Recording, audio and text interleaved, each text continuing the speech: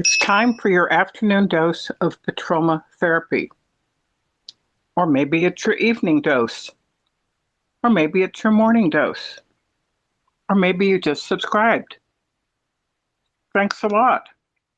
How are you today? I'm having pre-afternoon anxiety. I'm not actually having it yet, but I'm ready to have it. Well, it's always good to be ready for anxiety because you never can tell when it's going to strike. That's good. That's good. That's good. Yeah. A lot of people have. Isn't that interesting that we record episodes without having known what's going to be about? Actually, it's better that way. I like it too. I like it too. It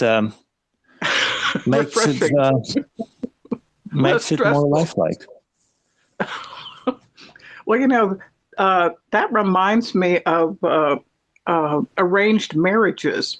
I have a very, very wonderful young lady friend. She's got 2 kids now, and she is originally, I think, from India, Indian American. Her parents were from India, but Indian American. And I helped her with some medical school applications. And I don't know, she's maybe 35 or something like that now, or 34, I don't know. But, when I met her, she was telling me that actually, she's very pretty and her husband's a nice looking fellow.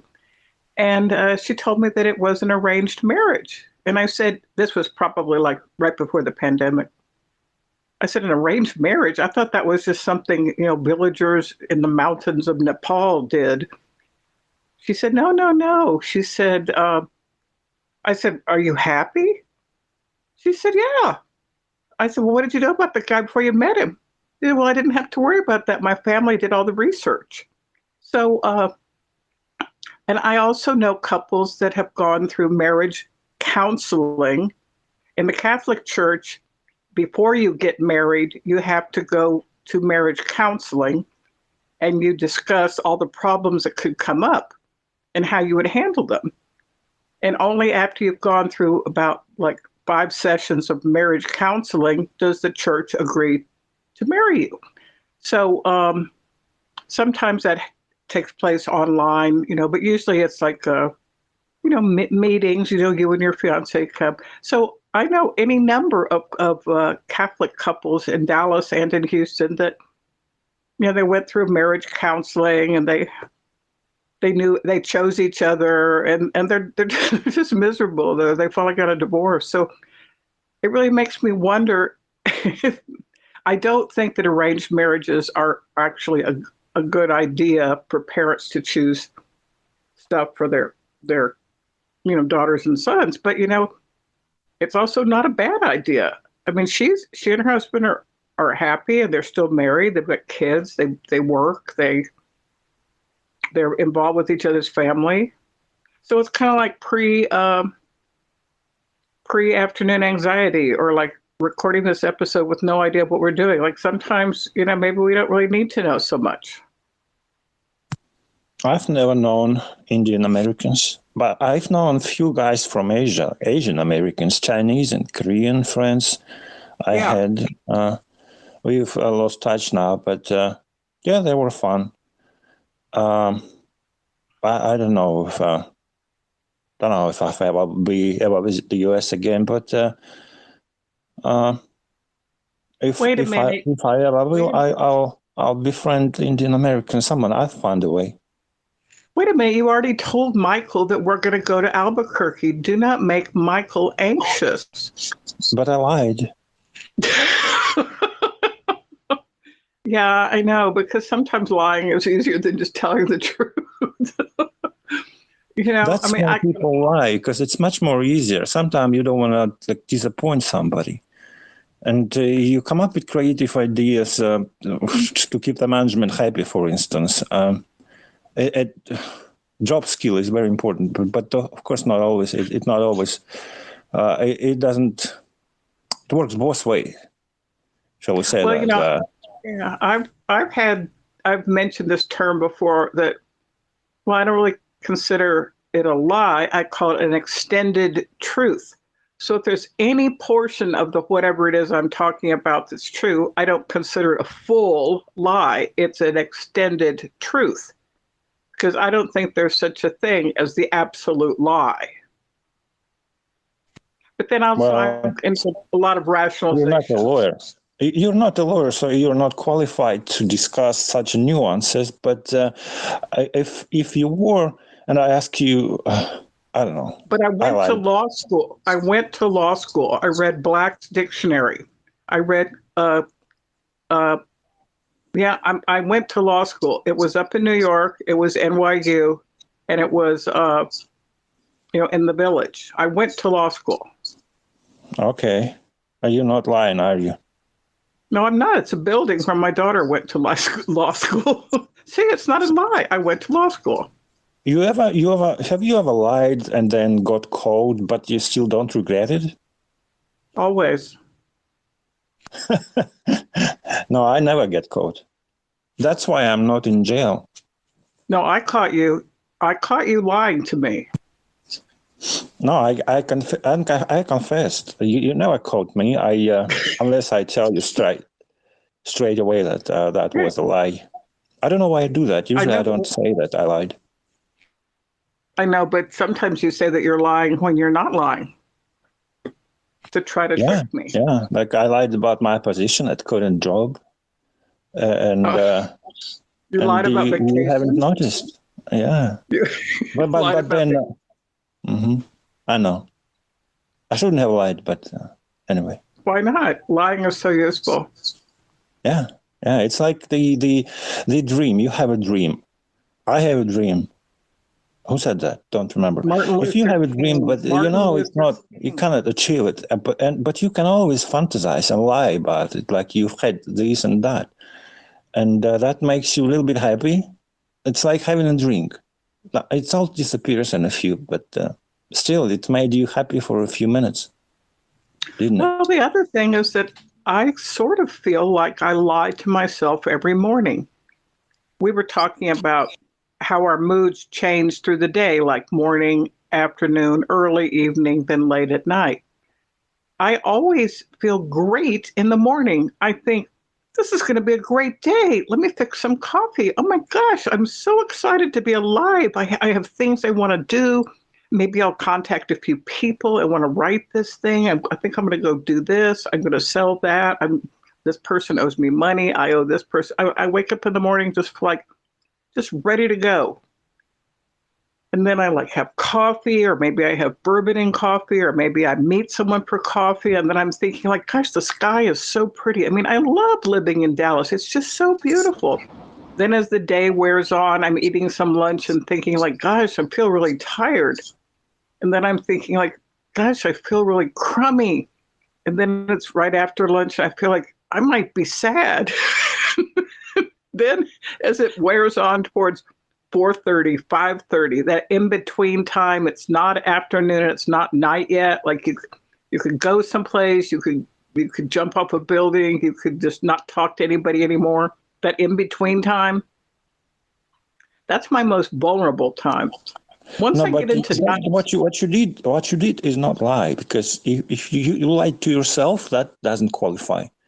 But if you lied to me or I lied to you just to get your love, or you get my love and validation again, after I took it away, for instance, that would be lie, or not especially mine. But you lied to somebody to get his or her validation. What the worst that could happen, right? Oh, I have another theme that is, if something can go wrong, it will go wrong. So that's one of the ways I approach situations or difficult challenges, problems, is I catastrophize. I imagine the worst thing that can happen. And then if that doesn't happen, it's great. So anything less than the worst thing that can happen is good. So somebody calls me and leaves a message. Well, that's why I don't use voicemail, because I don't want anyone leaving me any messages. Do not leave me a message. Don't even try. I say, someone leaves me a text or something like, we need to talk. Well, heck no, I'm not going to respond to that. What do you mean we need to talk? Or if someone says, there's something I'd like to talk about with you. No, I don't want it. Or when I was in the classroom and the department chairman or the dean or somebody leaves you an email, could you come by on your way out of work today? Like come by the office. Like I never know if that means I'm not going to be given any classes next semester. I don't know if it means they want me to write a new course. I always imagine the worst scenario. And sometimes the worst scenario comes true. When I think of what's the worst that can happen, I remember Mark Twain. He said that awful things happen with me or something like that. I'm paraphrasing here. But awful things happen to me or something like that.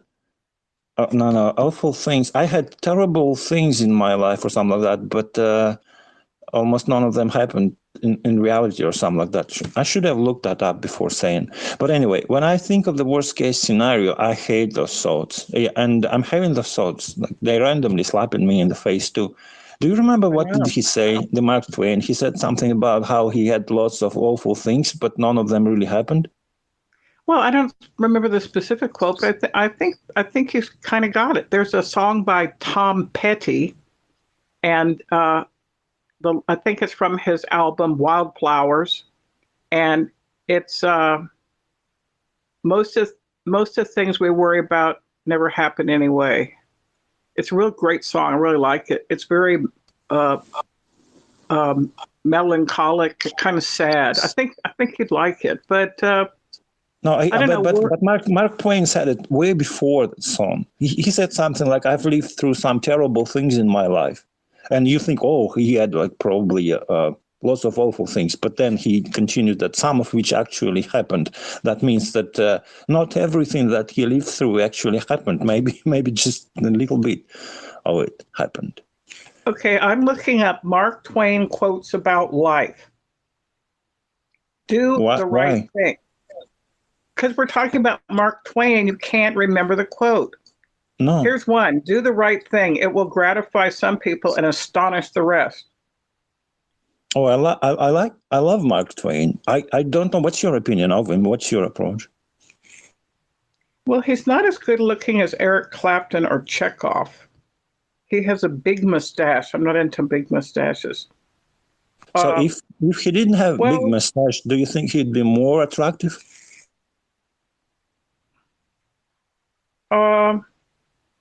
I think he smoked a pipe. I don't like a guy that smokes a pipe. If I walk into a room and somebody's sitting in a corner reading a Russian might smoking a pipe, might maybe like him. No, I do like Mark Twain quite a bit. He had a lot to say about America. He had a lot to say early on about racism and sexism and just all kinds of things. But, as he got older, he became kind of fluffy and he had a kind of puppy face. I don't know. I cannot be in love with Mark Twain. I better not look at his pictures. Yeah, I think he was a misogynist. And so was Chekhov, by the way. Stop it. Why? Okay, listen to this. Okay, this is a good quote by Twain. Truth is stranger than fiction, but it is because fiction is obliged to stick to possibilities, and truth isn't. Okay, can you replace a fiction with a lie? That will make it more harmonious, because truth is better than lie in... Yeah, that sounds good. Maybe that's what initially how it was, but maybe they replaced the lie with the fiction. Because who knows what he said, right? Except for the man who printed this or who put that into the internet. No, he wrote it. He has journals. See, some people are writing journals. Like I keep a journal. All my thoughts since I was 15 years old are written down. I've had many thoughts. Oh, look at this one. This one's funny. Do not wake up a woman in love. Let her dream. so that she does not weep when she returns to her bitter reality. Yeah, I told you he was like a misogynist in his early years. Or maybe in his... I see that as insight into a marriage. Like, you know, every marriage or every relationship has its problems. And if the woman wants to imagine everything's okay, just let her do that. Yeah, there is no easy woman or man to that regard. Yes. This one's pretty good. Who said that? Say it again. Who said that? There is no easy woman. What? You just said it. I cannot find the source of every single sentence that you say. Look at this one. It's not the size of the dog in the fight. It's not the size of the dog in the fight. It's the size of the fight in the dog. I don't even know what that means. You don't even know what it means? Okay. Can you explain that? Can you expand on that? Because it doesn't go into your brain. Let me do that one again. It's not the size of the dog in the fight. That means the physical size doesn't make a winner. It's the size of the fight in the dog. So it's not physical strength that wins fights. It's stamina from the inside. I thought you said bite. I thought size of the dog in the bite. I thought, what's a bite? What's all about? And you said fight. Yeah, that makes sense. Size matters because. Yeah. Did he say that? I think that's a T-shirt. I saw that. Oh, I like this one. Clothes make the man. Naked people have little or no influence on society. I like that.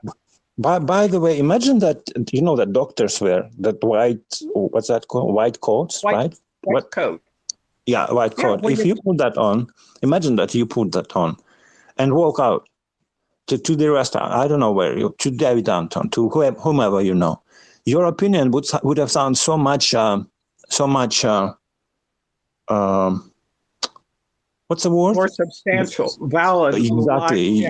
Exactly. Just you put on a piece of clothes, just the white coat, and your opinion, instantly becomes more weighs more. Well, you know, isn't that interesting? When doctors finish their 4-year training in medical school, it's called when you enter medical school and you're accepted, they have the white coat ceremony, and everybody gathers, all the students and their parents or friends or whatever.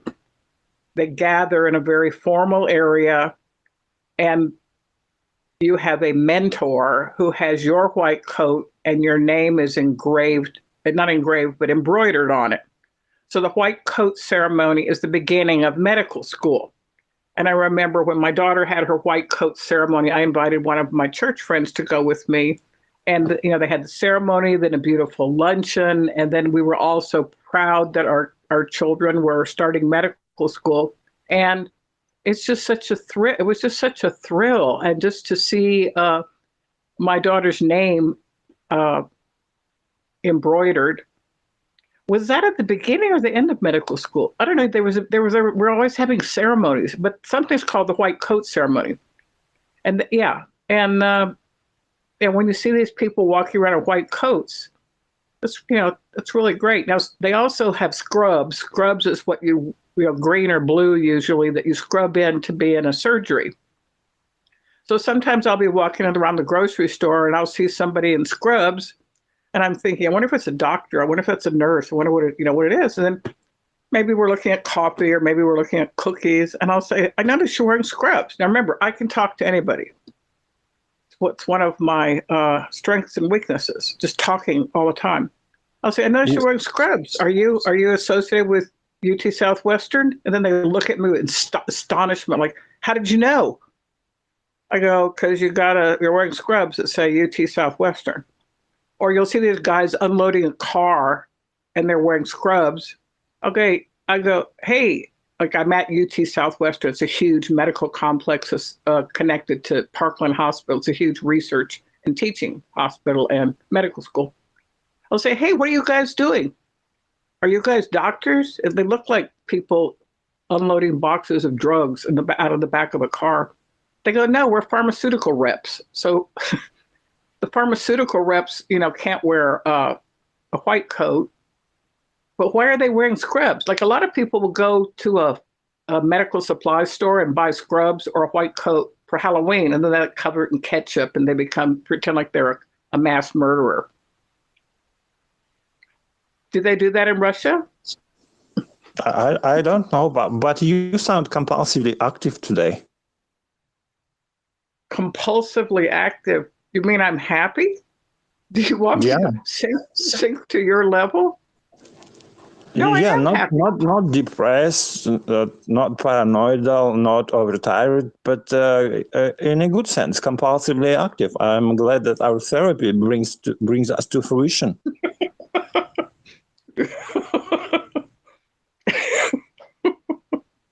Yeah, that's true. That's so true. What else do you have in mind? Well, what else do I have in mind? I've never heard this quote, and I don't believe that Mark Twain said it. Everyone is a moon and has a dark side, which he never shows to anyone. It's not actually dark side, it's far side. I don't know who called it dark, but scientifically, it's called far, if I'm not mistaken, because that's just me. I could be wrong. What do you think? Would you prefer to call it dark or just far? Well, the Far Side is a comics books series, like, South Park and Beavis and what's his name? Yeah, Far Side. I don't know. Do you have your own Far Side? I don't know. I wouldn't call it a far side. I'd say a shadow self or a dark side. You see, you're half empty. You're a half empty person. Because if I am half full, I would have called it far side gladly. Because I am, that what distinguishes optimist from a pessimist. Can you explain that a little bit more? Yeah, if you call your shadow your dark side, that has negative connotation. But if you say, well, I don't have a shadow, or if I do, it's not dark, it's just far, that means you're what's the word here? You're owning it. You're owning it. Yeah, it's not like you buy it, you just own it. Yeah, I like that idea. Because of therapy. Yes. When will we be sending out bills to our subscribers? Tony Carnes wants to know how much money he needs to send in. What subscribers? What? What subscribers? Our 81 subscribers to Petroma Therapy. Oh, I like 81 number. What's your favorite number? Would that be 82? No. 7, 15, 11, 11. I recommend those lottery numbers today. 5, 7, 15, 11, 11. Do you play lottery, by the way? Never. But I like Russian roulette. Line? No, I don't play lottery. I have never bought those lottery tickets. They used to give them away at the grocery store, and someone said, why don't I ever get them? Like, I could maybe win. I go, well, yeah, I'm not going to spend my time scratching off numbers. I'm just going to live my life and see what comes my way. But I went gambling in Monaco. I've been gambling with David Anton in Oklahoma. David Anton's very lucky, very good at blackjack. And I've been gambling with Alex. And, every day I wake up and I feel like my life is a gamble. I've also like shooting dice and poker. I'm pretty good at poker. Used to be good at poker, drinking and poker. But what I did, I went with this friend of mine to her sister's house, and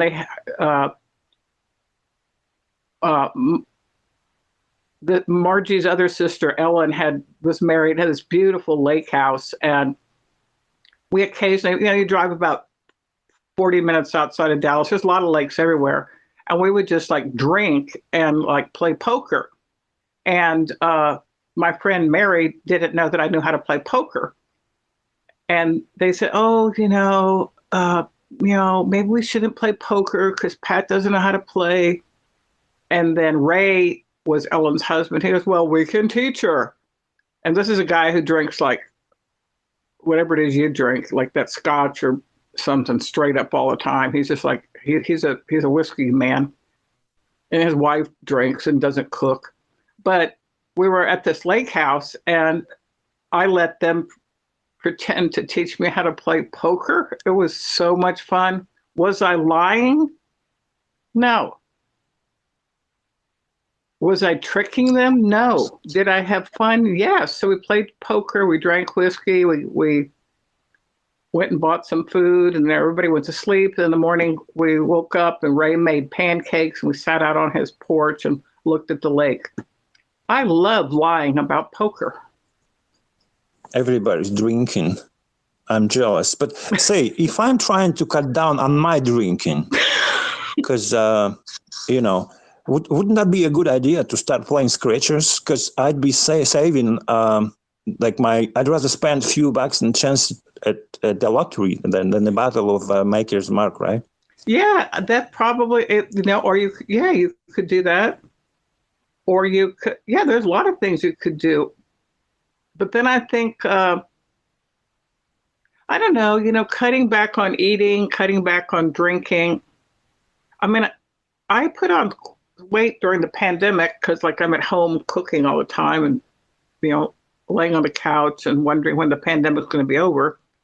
And then to take off weight, I just decided I was going to have no alcohol, no sugar, no salt, and no coffee at home. And I kind of did that for about 18 months, and I was able to take off a good amount of weight. So I would only have alcohol when I'm out with people. So let's suppose David says, hey, come over for a drink. Maybe I'd go over and I'd have like one drink. Maybe meanwhile, everyone else is having 18 beers. Or maybe it's somebody's birthday. I'm going to a birthday party and I like sweets, but I don't have any sweets at home. I go to the birthday party, I eat a nice piece of cake, I have a scoop of ice cream, or I go to a Mexican restaurant. I love chips, I love guacamole, I love salsa, I love queso, I love chorizo, I love all this stuff, but I can't have everything all the time.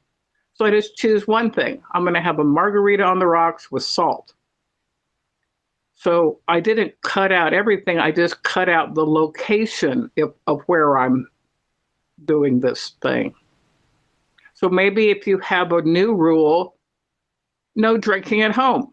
Where would you be able to drink if you don't drink at home?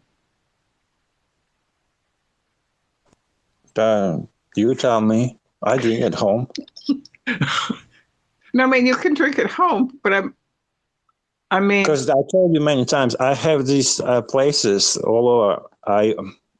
If I move somewhere, I make sure there is a basement or some kind of dark place where I can sit in the dark and have a left ring in my hand, because otherwise I'd be sad and upset. Well, I feel that drinking in the dark by yourself could be viewed as something that's actually increasing your sadness and depression. I don't know. That's why I do it, because I like it. Everyone has different habits, I like to keep the air conditioning really, really cold. I like some people like to keep their house or apartment really, really hot during the winter. And I don't like everything hot. I'd rather have the room cool and have a lot of blankets. But a lot of people don't like heavy blankets. They like just to keep the whole room hot. I don't know, drinking and sleeping and blankets. I don't know. Yeah. It just makes me want to. You mentioned the dark again, like the dark side and dark thoughts and dark place. Lots of dark in our life, but when the dark side comes out, it's always been a part of me. Well, it's dark yeah, now. it may be or may not be something to talk to you about, but yeah, drinking in the dark at home alone. Should I be concerned?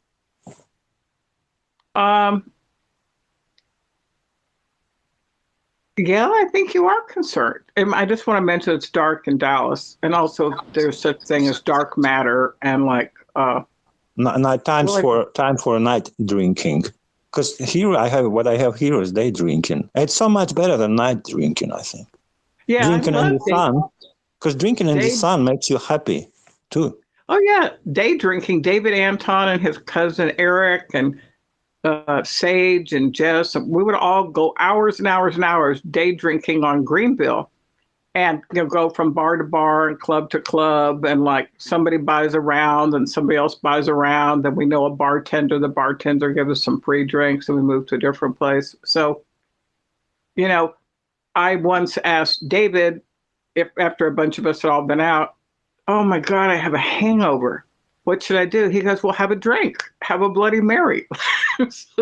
So, I don't even think David is into day drinking. I think he's just into continuous drinking. But he never drinks at work, except for when. But I do, because I do. I'm looking forward to my retirement, like in 15 or in 20 years. But what I do now, I work. I have to, and I find that having a couple of shots while working really makes the work go down more smoothly. Say that to David. Oh no, David's fine because he works from home now, where he it's doesn't a great opportunity to work from home while having a couple of shots. Yeah. Well, he also is you had mentioned that you're not a big eater and that you because food ruins your buzz. But so that's how David is. Like he likes to drink and then do some work and go bicycling, and then he never takes naps. He hardly ever sits down. He's always wired. And why doesn't he he never calls me or he never join us? Do you? No, he's busy enjoying life. He had an aunt who had a birthday, so he had to go down to Port Aransas, and then this weekend, his daughter's little son is having a birthday party. So he has to go to the Texas Hill Country. Then he's always, planning and packing and cooking and figuring out what he's going to make when he gets there and choosing what kind of alcohol he wants to bring. I mean, he's busy enjoying life. That's interesting. That means he isn't depressed. But I don't know. How do you enjoy life instead of just going through it? Oh, I talk to you. No. How do you enjoy? Yeah, living, not surviving. I mean, he goes through some dark times, but not very. They're not really very dark. They don't last very long. Usually, he'll go on a huge road trip. Go away for a while by himself in his car for a long trip. Yeah, we have to invite him definitely. He should explain to us how to start enjoying life, not only to us, but also to 81 subscribers, as you mentioned. 81,000 subscribers. Don't forget, we have 81,000 subscribers, and we thank them all. Yeah, we'll talk about spending money and enjoying life. Yeah. Well, he has already explained to me how to enjoy life. That under all circumstances, make the best of it. Because I was complaining to him something about it's Christmas, I can't see my daughters, like my family in San Antonio sucks. And he says he has spent many a Christmas by himself. He has children and he, I don't know. Then one year when I first met him kind of early on, he was moving from this one really crappy apartment to a different apartment, and he had some stuff in storage. And it was around Christmas. And Christmas is when people are going to parties and they're exchanging gifts and they're wearing amazing clothes and everyone's going to fabulous dinners and there's a giant Christmas tree. And I don't think I had a Christmas tree. I think I had a plant that I put some decorations on, just like trying to cheer myself up. But, he asked me if I wanted to help him move. I go, oh, okay. So I drove over to where he was. It was not in a real, it was kind of not in a very good part of town. And there were some windows that had bullet holes in it and some, it was really awful. I mean, he's really come up from those days. And then we went to his storage place and I just kind of stood there and helped him move a few boxes around. And then we went to this very average little drive-through restaurant. And we had some, he goes, what do you want to eat? I go, oh, I love enchiladas. He goes, well, let's get some drinks. And so we just sat there and we had some drinks and we had some enchiladas and it was Christmas. And I thought, this was just so much fun. And, you know, we were just friends, but like he can just find so much joy. And he was like, he was kind of mad because the landlord was going to keep his deposit. And it was kind of a crummy apartment complex anyhow. But he has really taught me about how to live. Like, I don't know, October 23rd is his birthday. And about 3 or 4 years ago, there was a huge fire in my apartment complex. It burned down the building right next to mine. The fire stopped at my window. 18 fire trucks were here, like hundreds of men. It raged on for hours and I didn't die. And I had to, people were running on the balcony saying, fire, fire, get out of your apartment. So I just got a purse, stuffed a whole bunch of gold into it, gold jewelry, and a bunch of photographs of my family members, old photographs. And I just started walking off the property, walking across the bridge, walking over to the lake. And I was like in shock. And then huge flames were flaming up from the complex. And I knew that my car was blowing up. I would have no car because my car was parked between the two buildings. And I was like, so I texted Alex, I texted David, I texted a couple people, and I go, my apartment's on fire. And then they looked at the news and it was true. And then, David, Alex said, well, is David coming to get you? I go, I think. So I was at this, it's called White Rock Ale House. It's a brewery that's right there on the lake. And I walked in there and some people go, were you in the fire? I go, yeah. They go, can we buy you something? I go, I don't even think I could eat, but some people bought me some pizza. They bought me some beer. And then David and his friend Joe couldn't even get into the place to meet me because all the roads were blocked. But he finally got there and it was his birthday. And he goes, well, come on, let's have some drinks. I go, David, I'm in shock. My life is ruined. Everything is destroyed. He goes, it's my birthday. So then we had some drinks with Joe. And then I go, David, can I just stay at your place? Or what can you give me a ride someplace?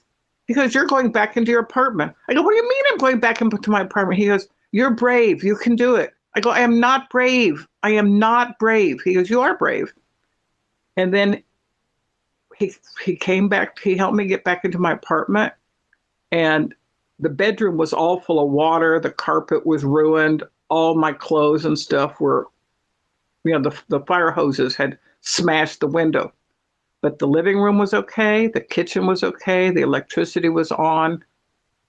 And David said, see, you can just sleep on your own couch. And I just gave David a hug and I said, thanks. And then, a couple of people texted me and they evacuated people. The Red Cross came. But, he has the ability that under all circumstances, make the best of it. Just make the best of it. I mean, look at it this way. I didn't die. There are people that died. There are people that lost everything. Yeah, I've never given any thought to it. But if I decide, I don't know, maybe it's too late, but how hard is it to become a firefighter, career firefighter? Do you have any courses or, I don't know, something in your community, some kind of university to? Yeah, it's firefighter school. You have to be really hot. You have to be like about 32 years old and have great abs. So that's like me in Norway. No, I don't know what it is. There's a firefighter school here. And like they make these calendars, like the men of station 200, the men of station 104. Like there might be a senior firefighter guy in charge of the other guys, but they all do push-ups. They're all climbing up and down poles. They're all hanging out at bars. They're all good looking. and it's, it's but I mean, it gives you something to strive for. I don't know. I never knew that firemen. Fireman arsonist. I didn't mean to say that you weren't 35. No, that's okay. Because that's okay. I'm always so mean to you, though. No, but maybe I'll have to like look more something up about fire academy or what's that called, firefighter school. Yeah, it's not.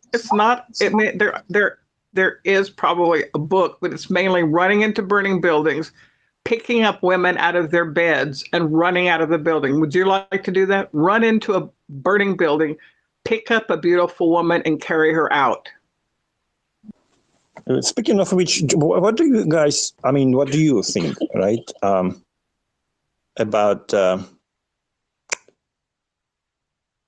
firefighters? They're just very shallow and good looking.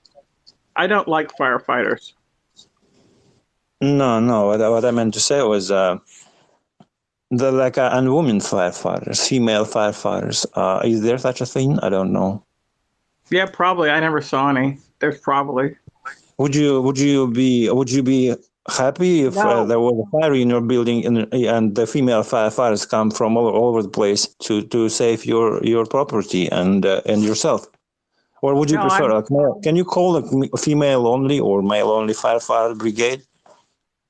No, I would just run out myself. I don't want anyone to help me. I'm kind of very independent and I don't trust people. People would maybe because I've seen the taxi service, they use only female drivers. I don't know if it's sexist or racist or stuff, but they really use only female as a driver and for all their fleet. Yeah, I know. I think they're like they're actually part of a prostitution ring. No. It's just that the idea was, I guess it was in London. I don't remember. The idea was that it's that female drivers or female passengers feel more safe if they're in the taxi with a female driver. Yeah, I don't know. I don't know either. Just keep in conversation going. No, I don't feel safe around women. No, I do. No, I mean, I don't use taxis or Uber or Lyft or anything too much. Usually when I'm in New York, my son-in-law and my daughter, like they'll call. If you get anybody to show up, you're lucky in Manhattan. If anybody even stops, there's some places where this was before the pandemic, but I don't know.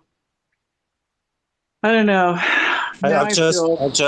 recalled about the Chekhov story, Lady and the Dog, because in it, the author, I think he's actually painted himself in that.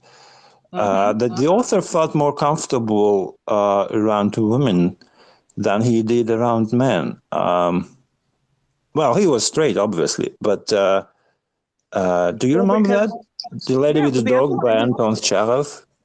And also, Levin feels comfortable in the house with Kitty because, it depends on your family of origin. Like I have 3 sisters and 2 brothers, so I grew up around, girls and boys. But some people that grow up in a house where maybe the father is absent or the father died early, and maybe the mother is a strong figure, and maybe the person has 2 sisters. The little boy grows up being comfortable around women and having women come, when you're a little 8-year-old boy and you're sick and your grandmother comes into the room or your mother brings you some soup or whatever, as you're growing up, you become more comfortable around women. And then for men, when they go through adolescence, they have to, compete with other boys for women. So when you're a teenager, you have to play sports, you have to be good looking, you have to do all the stuff so that girls will like you.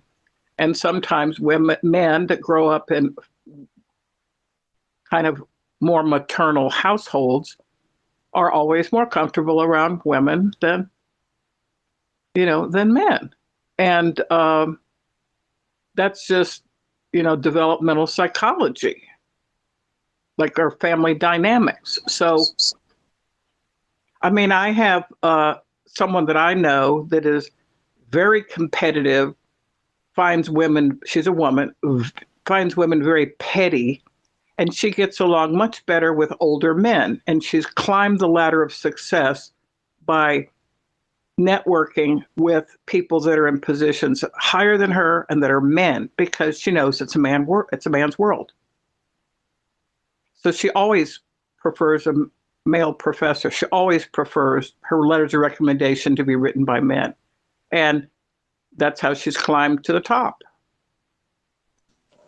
Well, with all due respect, you've just confused Chekhov's Lady and the Dog with Tolstoy's Anna Karenina. I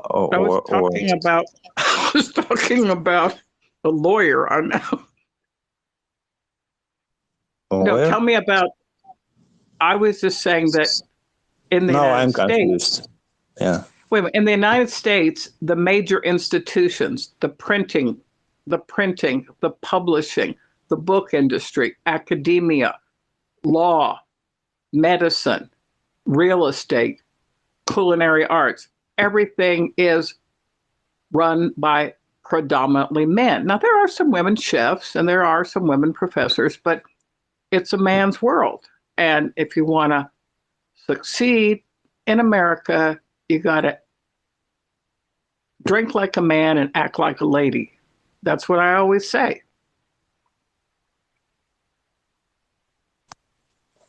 What else do you have to do in order to compete in Dallas? In Dallas? Well, if you're a woman, I don't know. You need to have a good car, and you need to have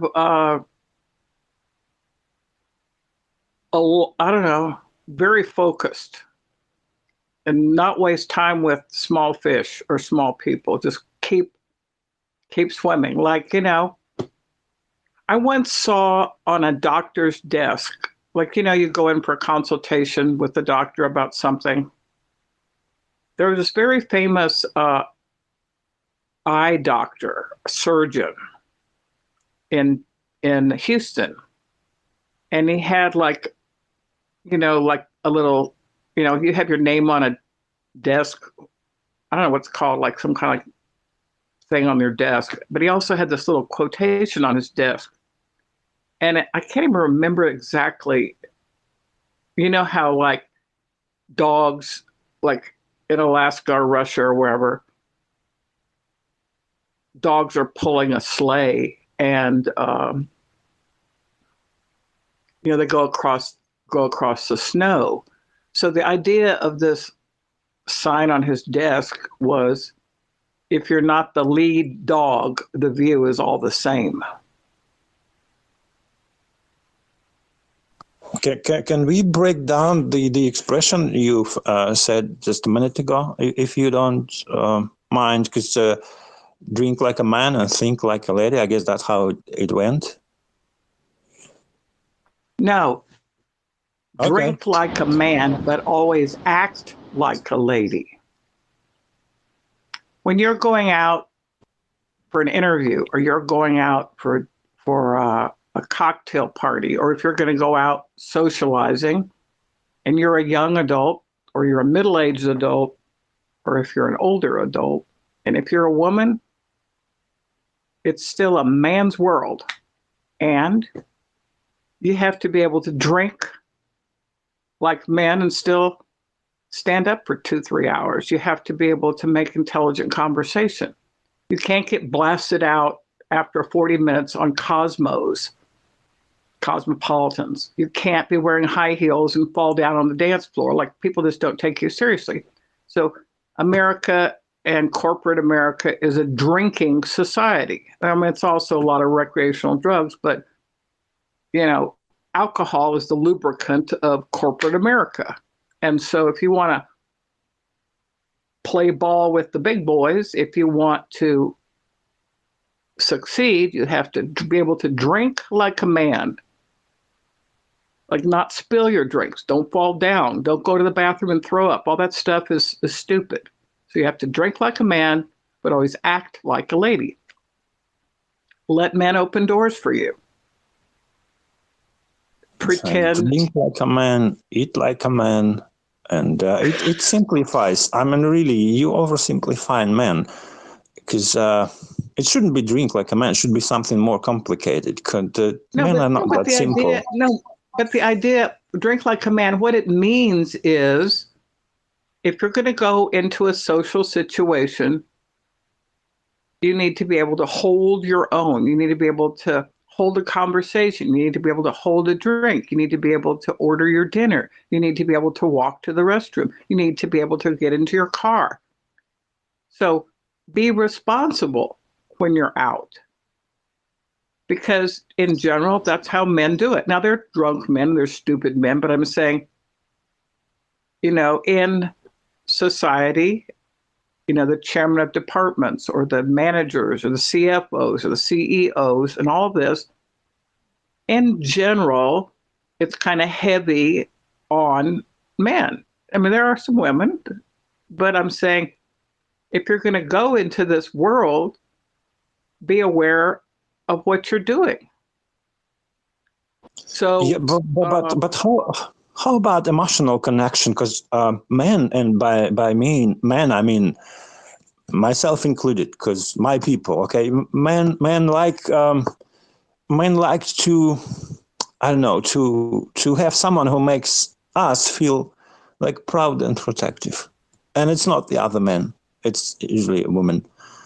Okay, so men like to have a woman around that makes them feel protect. Yeah, like they're doing a good job. Yeah, I agree, and I think that going into a hotel or on a ski vacation or going away with someone, whether it's your husband or your fiance or some affair you're having, I think that a woman.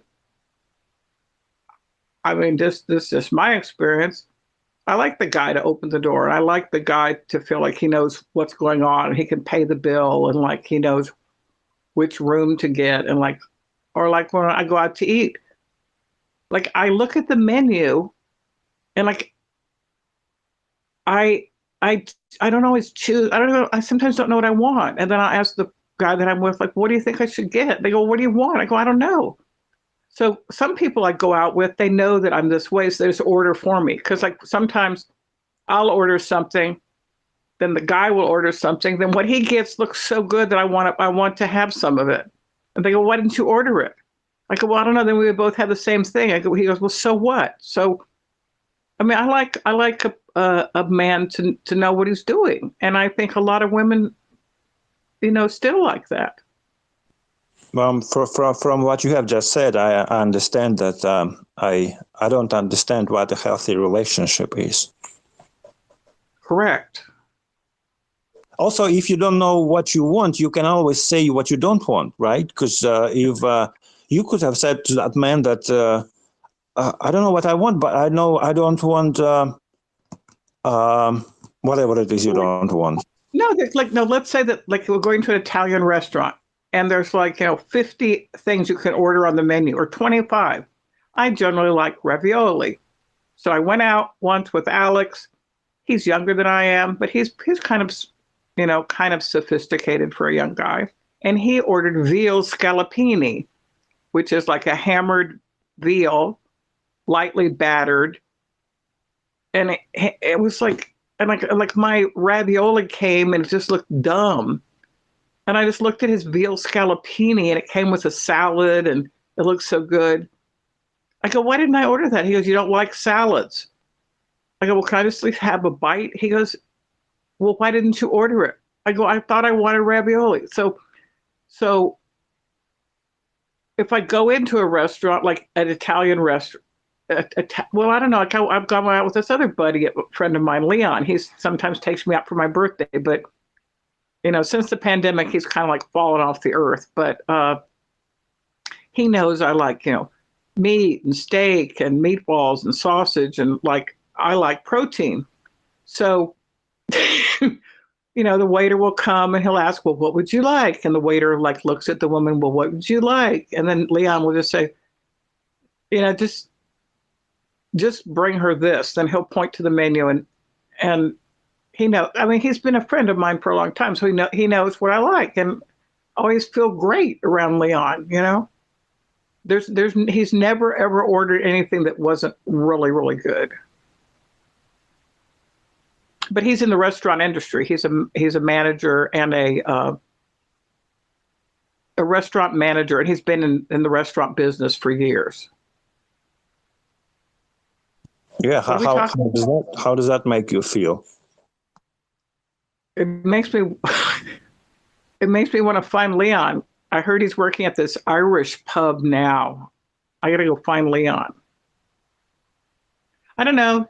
It makes me wonder why I'm this old and can't even order anything. I became paralyzed at a certain point in time of my life when I couldn't make decisions. When I suddenly found myself free of a very awful marriage.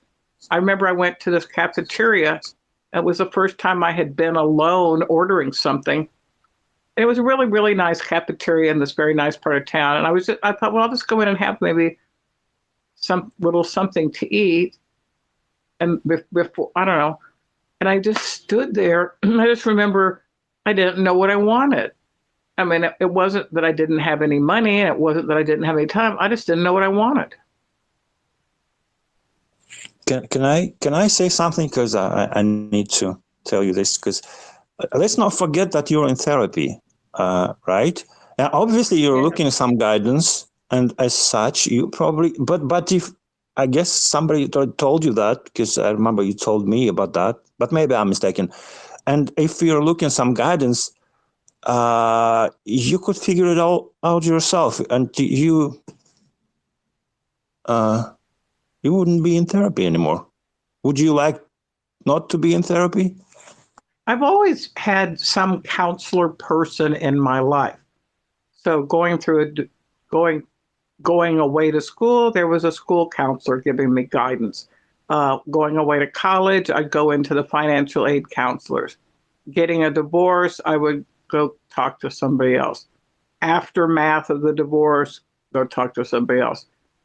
Come to Dallas, okay, I go talk to Father Don. So I have always had someone in my life that I go to talk about something. And that's just been part of who I am. That's just part of who I am. Like, just to have somebody to run these ideas through, run these ideas by. I admit that life is just a lot for one person to handle. Oh, it's clearly important to you. Life? No, no. I mean, no, and then also being able to laugh with someone, or to have some little moment of discovery, or to have some little memory pop up. That feels good. So like, we didn't enter this therapy session today with anything specific in mind. You said, well, let's just like record something and we can like discover what the topic is. So what has our topic been? Drinking, feeling sad? No, I'm thinking, you know what, it's funny, or maybe it's not. Some therapists, I know, they use silence to let the therapy or the customer feel at ease, I think. I don't know, why would therapy session be like half silent? And what if we record silence? No, wait a second. Silence is a therapeutic technique where the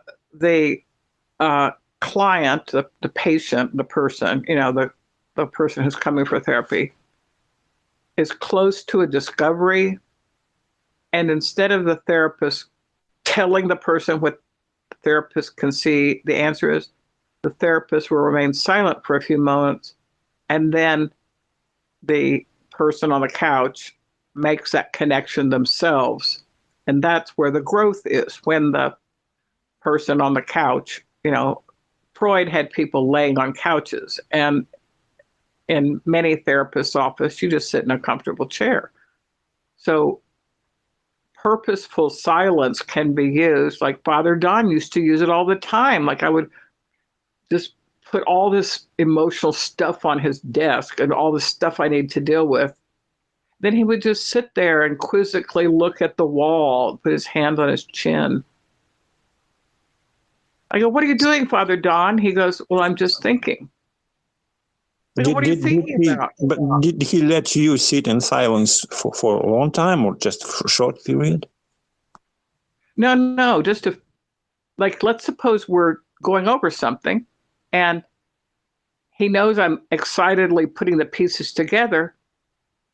Then I'll go, "Well, I don't know, maybe I should do this. I'm not really sure. Maybe I should do this." Then he'll just pause for a couple 2 minutes. And then he'll say, "See?" I go, "No, I don't want to see that." He goes, "Well, that's what you came here to see, what you don't want to see." I go, "Father Don, stop being like some kind of like Zen Buddhist monk." He goes, "Well, that's what you came for, is to face the truth." I go, "I don't want the truth." It's like there's that famous expression, "You can't handle the truth." He was very, very, very good listener, very excellent counselor. And maybe he still is, because he is. Yeah, he's not in Dallas anymore. He's in Hollywood, LA, Los Angeles. Yeah. I remember that video. I don't remember exactly what video it was, but it was something from the 60s. Where the girl got pregnant and everybody around her acted like she's like, I don't know, half dead or dead already. I guess she wasn't married, I think. Those students loved each other, and that was fun. And when you said when you said he was, I thought, what if I correct you? And he is. I don't know why I brought that up. Just, yeah. Well, there's a lot of stuff we don't know. Subconsciously. Yeah, just stuff surfaces. And but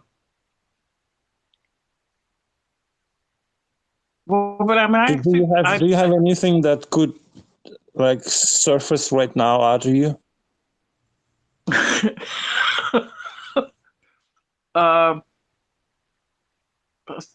Surfacing. I mean, don't be shy or otherwise limited. I'm not allowed to discuss it. I don't feel comfortable.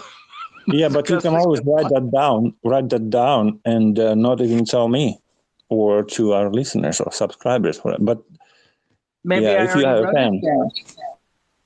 Maybe I already wrote it down. Maybe it's already in this book right here. Can you read that?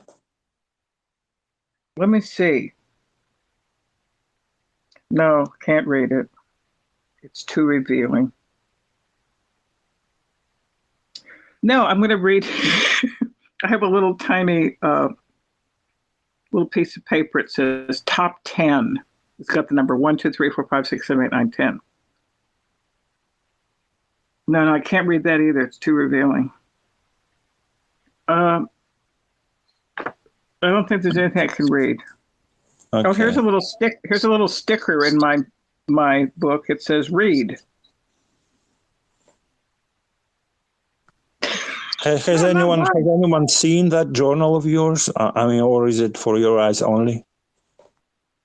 Oh yeah, I've got lots of journals. Alex just says. What if you lost them, or you got robbed, and that robber that came for your journals, he'd start reading it and maybe digitize it and put out for display? Would you? Well, I know that it'll be you. It's you, because no one else would do that. No. I mean, they are physically at your apartment. Obviously, I can't get my hands on it. But what if someone's get access to whatever it is you have in your journals for the past, I don't know how many years from a childhood, And the thing is, I've dragged these things all over the world. If I got my first journal when I was the summer between I was 14 and 15, and I've dragged them, Germany, Italy, Greece, New York, Texas, Dallas, Houston, Portland, 8 or 9 different places in Dallas, 8 or 9 different places in Houston. I've been through fires, I've been through floods, and my journals have survived. Any forbidden thoughts that you keep in them? All of the thoughts are forbidden. Verboten. No, but I've sometimes wondered, like, I was a teenager, you're trying to find your way in the world, and then you're a young college student, you're trying to find your way. And then you're a young married person and you're trying to find your way. And like, I'm just trying to find my way. And after I had children, I began to wonder, like, what if my children read these journals and they would find out kind of who their mother really was. But, maybe there's some things that you don't want your family to know about you, like, you're you're allowed, obviously, to have some things be private. That's absolutely healthy, I think. I don't have a journal, but if I had, I probably wouldn't let anyone read it. Yeah, I did. Many years ago, I did. Yeah. No, you told me you bought one and that you wrote something down. You told me that you ordered Sacrament of the Present Moment. It's coming soon. Are these lies or are these truths? I don't even remember telling you that. Was that me? Who told you that? Did you? No, we were talking about Sacrament of the Present Moment by De Caussade, and you said, well, maybe I'll order it. And then I screenshot a couple pages. We did a couple episodes on that. And then you were saying, well, maybe I should get a journal and write a couple of things down, or maybe you were going to write a song. You never said you actually did it. You just said maybe. So you are not guilty as charged. Well, guilty, it's all to do with scale. It doesn't mean I'm guilty. But well, maybe I am. There's nothing wrong with being guilty nowadays. It's best just to admit that you're guilty. You don't have to waste time arguing with the person. Oh, yes, you're right. Like Steve had to work so hard to get back into the graces of Dolly, his wife. And, he was just bringing her home a pear. And, when he discovered that she knew he had had this affair with the French governess. And, instead of just trying so hard, he probably should have just waited it out and she would finally, well, I guess that's what he sort of did, just kind of waited it out and like she returned to normal. Like sometimes there's just no point in arguing or discussing with people.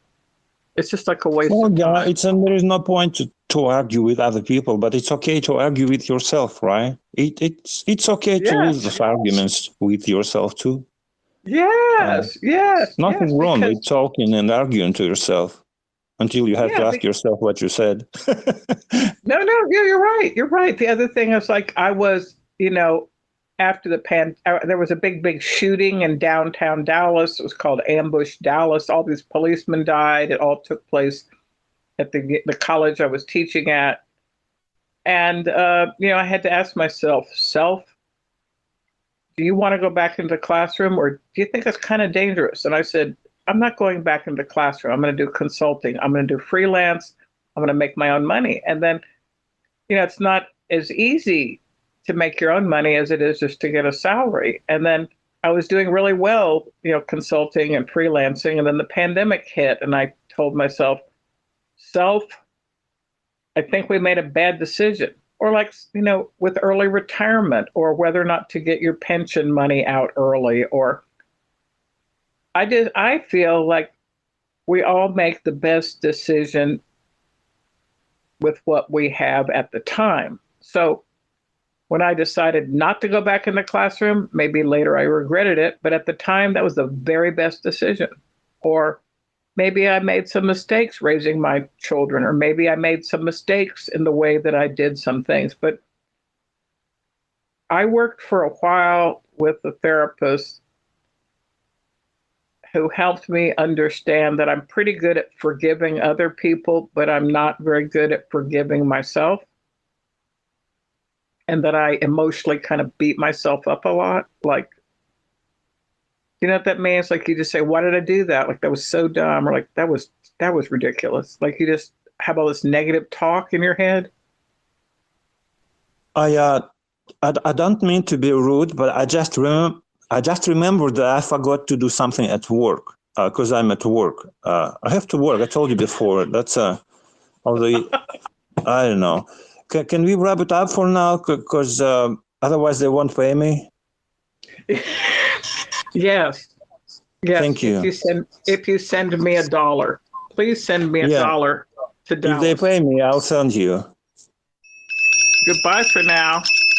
Bye.